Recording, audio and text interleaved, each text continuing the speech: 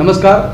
मार्मिक संवाद न्यूज अर्थात MS न्यूजच्या माध्यमातून मी रवी वसंत सोनार.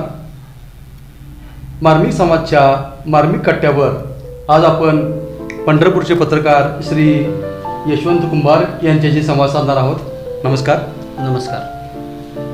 यशवंत कुंभार यांची नुकतीच पत्रकार संरक्षण समिती महाराष्ट्र राज्य या संघटनेच्या पंढरपूर शहराच्या अध्यक्षपदी निवड झालेली आहे. त्याबद्दल त्यांचे प्रथमतः अभिनंदन. धन्यवाद. कुंभार साहेब, तुमची नुकतीच निवड झालेली आहे, परंतु तुमची पत्रकारिता केव्हा सुरू झाली आणि तुम्ही या क्षेत्राकडं कधी वळला याबद्दल जरा सांगा. जवळपास 2005 ते 6 दरम्यान साप्ताहिक वारकरी या नावाचे साप्ताहिक प्रसिद्ध झाले. त्यामध्ये मी सुरुवातीला उपसंपादक म्हणून काम सुरू केलं. त्यानंतर कार्यकारी संपादक झालो. आमचे दिनेश खंडेवाल संपादक होते. तिथून मी कामास सुरुवात केली. ते आज तागायत चालूच आहे.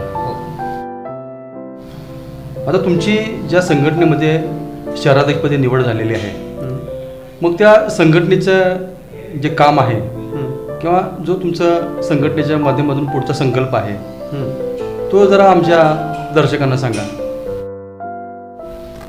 संघटनेच्या माध्यमातून कामं करण्यासाठी भरपूर कामं आहेत, पण आत्ता सध्या जिव्हाळ्याचे आणि गरजेचे म्हणलं तर पत्रकारांचे संरक्षण हे खूप महत्त्वाचं आहे. जे आपल्या संघटनेचं नावच आहे की पत्रकार संरक्षण समिती महाराष्ट्र राज्य. कारण पत्रकार हा जीवावर उदार होऊन काम करावं लागतं त्याला. हो, बऱ्याच वेळेला वैरत्व अधिकारी असतील किंवा कोण पुढारी असतील, पुढारी म्हणजे किंवा एखादा सामान्य माणूस संघटनांचे अध्यक्ष असतील, कोणाची बातमी लागली नाही लागली त्याबद्दल जरा नाराजी असते. होत असते. बरोबर. त्यासाठी त्यावेळेस टोकाचे घटना घडू शकतात. बरं.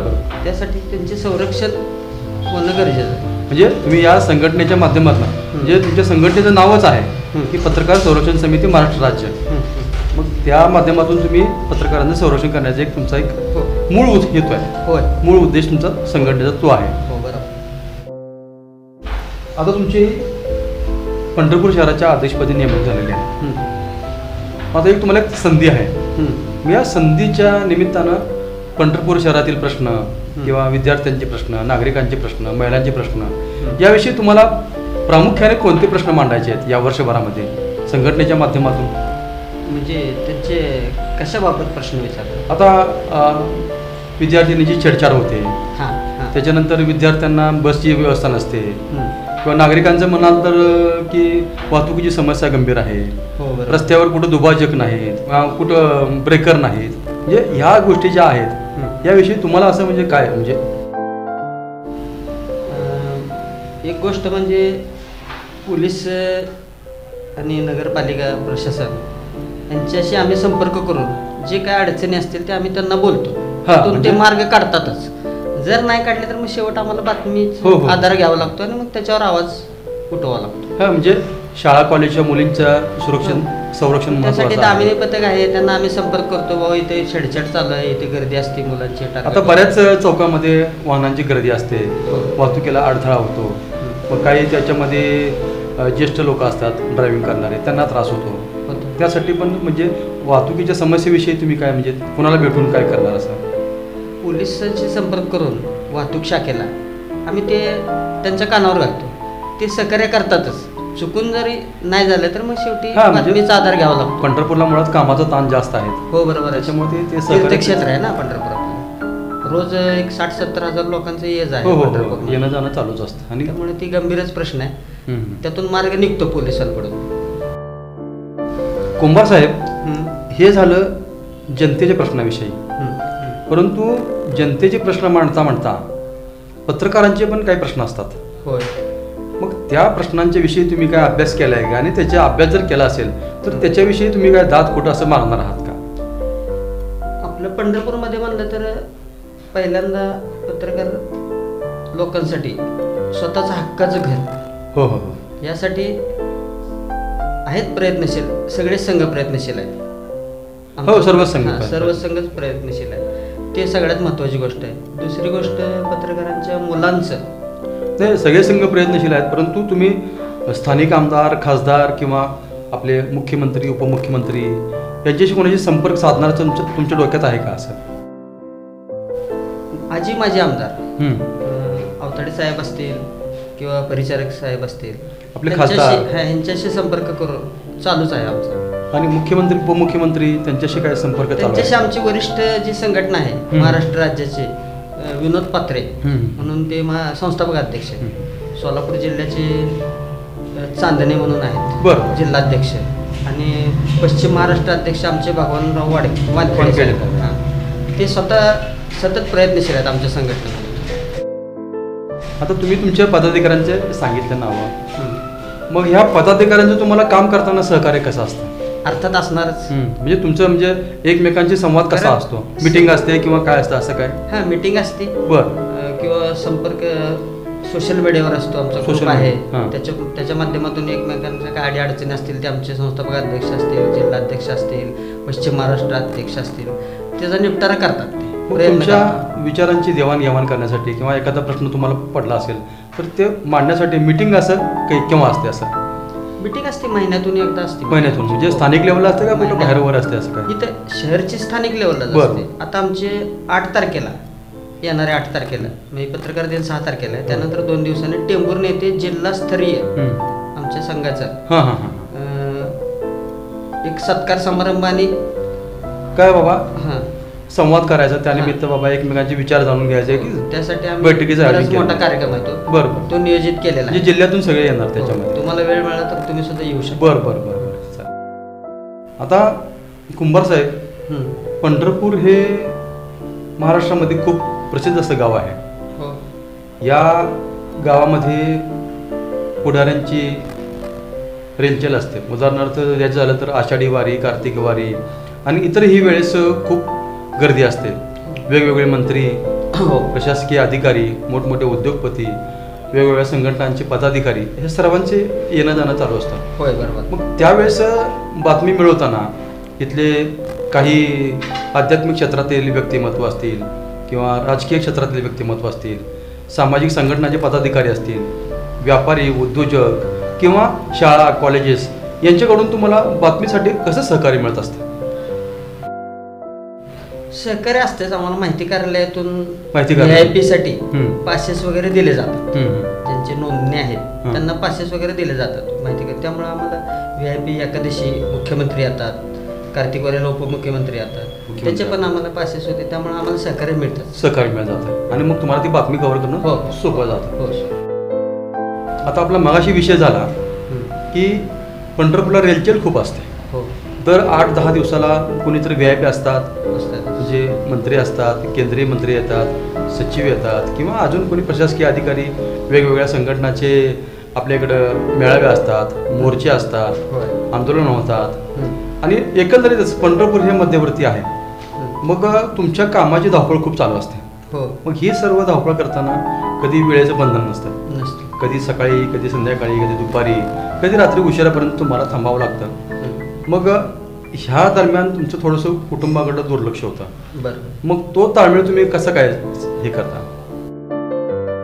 काम हे काम, काम हे काम, कुटुंब तर आहेच. कुटुंब तर आहेच. कुटुंबाकडे दुर्लक्ष होत नाही आमचं. कामाच्या टायमाला ज्यावेळेस असेल त्यावेळेस कुटुंबाची परमिशन घेऊन आम्ही निघतो पटकन. आणि ज्यावेळेस काही थोडं काम कमी असेल त्यावेळेस कुटुंबाला वेळ द्यायचा आणि आपल्या म्हणजे कौटुंबिक जबाबदारी त्यावेळेस पार पाडायच्या. म्हणजे वेळ वाया घालवायचा नाही. बरोबर. वेळ मिळाला की वेळेचा सदुपयोग करून कुटुंबाची जबाबदारी प्राथमिकतेने पार पाडून टाकायचं. कारण काय की संध्याकाळी जरी मीटिंग असेल किंवा प्रेस कॉन्फरन्स असेल तर ते 7 ते 8 ला पण सुरू होते, 8 ते 9 ला पण सुरू होते. कधी कॅन्सल पण होते, कधी कॅन्सल पण होते. हो, कधी रद्द पण होते. काय करणार, अपरिहार्य कारणामुळे. म्हणजे एकंदरीत कुटुंबाला प्राधान्य द्यायचं, फावल्या वेळेमध्ये कौटुंबिक कामं करून घ्यायची, जबाबदाऱ्या पार पाडायच्या. म्हणजे एक प्रकारचं तुमचं धावपळीचं जीवन चालू असतं. परंतु तरीही हे पत्रकारितेचं धावपळीचं जीवन चालू असताना असं होतं की एखादी घटना छान घडते, सुखद घडते, मनाला त्याचं प्रसन्नता वाटते. किंवा मग असं पण घडतं कधी कधी की एखादी घटना छोटीशी असते किंवा मोठी असते पण त्याच्यातून मनाला वेदना होते, दुःख होते. अशी कुठली घटना असेल तर एखादी चांगली घटना आणि एखादी अशी वेदना देणारी घटना सांगा की ज्याच्याने तुम्हाला वेदना झाली. अशा वेदनादायक तर मला कधी अनुभव नाही आलेला. सुखद म्हणजे आपली बातमी प्रसिद्ध होणे, त्याला जास्त एखाद्याची बातमी प्रसिद्ध झाल्यानंतर त्याचा फोन येतो, बाबा आमची बातमी फोन प्रसिद्ध येतो, झाली. रिस्पॉन्स मिळतो चांगला, कौतुक होतं. हीच म्हणजे प्रसिद्धीच्या माध्यमातून हा म्हणजे शक्यतो कौतुकच केलं जातं प्रसिद्ध माध्यमांचं. त्याला कोण असं वेदना देत नाही. हा हा म्हणजे तुम्ही जे बातमीदारी केली त्यापर्यंत तुमच्या आजपर्यंत जी बातमीदारी केली त्यामध्ये तुम्हाला जे एक सुखद क्षणच मिळाले, म्हणजे मनाला दुःख होणार असं काय मिळालं. अतिशय चांगली आणि आनंदाची गोष्ट आहे. कुंभार साहेब, साधारणतः 5-6 सालापासून तुम्ही आजपर्यंत पत्रकारिता करताय. होय, बरोबर. मग तुमचा अनुभव मोठा आहे, तुमच्या पाठीशी एक चांगला अनुभव आहे. होय. परंतु नव्याने काही युवक युवती पत्रकारितेमध्ये आपलं करिअर करण्याचा प्रयत्न करत आहेत, तर त्यांना तुम्ही एक अनुभव म्हणून सल्ला किंवा मार्गदर्शन काय कराल? पत्रकारिता करताना नवीन येणारे जे आहेत युवक युवती, त्यांनी आपण पहिले कुटुंबासाठी काय कमवतो, 4 पैसे कमवून आपले कुटुंब कसं व्यवस्थित चालेल असं म्हणायचं की सह उद्योग कुठला तर पाहिजे उत्पन्नाचा. त्यानंतर हा एक आवड म्हणून केला तर फायदेशीर ठरेल. म्हणजे उत्पन्नाचा अजून एक मार्ग तुमच्याकडे पाहिजे, म्हणजे कुटुंबासाठी, प्रपंचासाठी. हो. आता तुमचा मध्ये उत्पन्नाचा दुसरा मार्ग कुठला आहे? मी स्वतः टेलर आहे. बर. जवळजवळ 30 वर्ष झाले टेलर व्यवसाय माझा. बर. हां.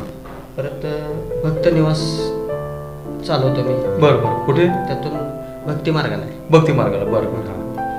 आणि दुसरे अजून असतात व्यवसाय छोटे मोठे.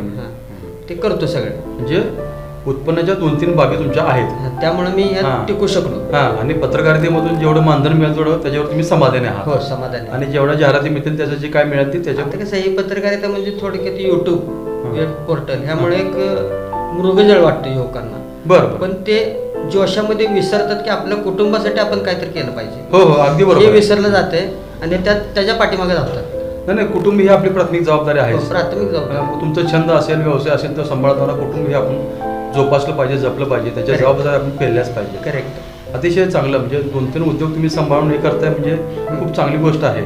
आणि हाच आदर्श नवीन जी पिढी येणार आहे याच्यामध्ये त्यांनी पण घेतला पाहिजे की आपल्या उत्पन्नाच्या 2-3 बाबी पाहिजेत.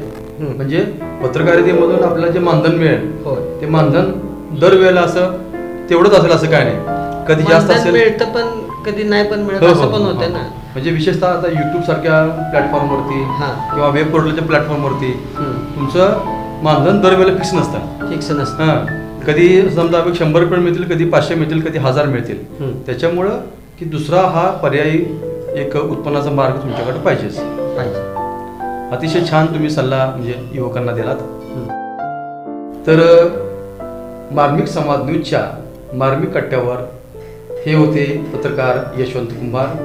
त्यांची नुकतीच पत्रकार संरक्षण समितीच्या शहराध्यक्षपदी निवड झालेली आहे. त्यांना त्यांच्या कार्यासाठी शुभेच्छा देऊयात आणि थांबूयात. धन्यवाद. आभारी.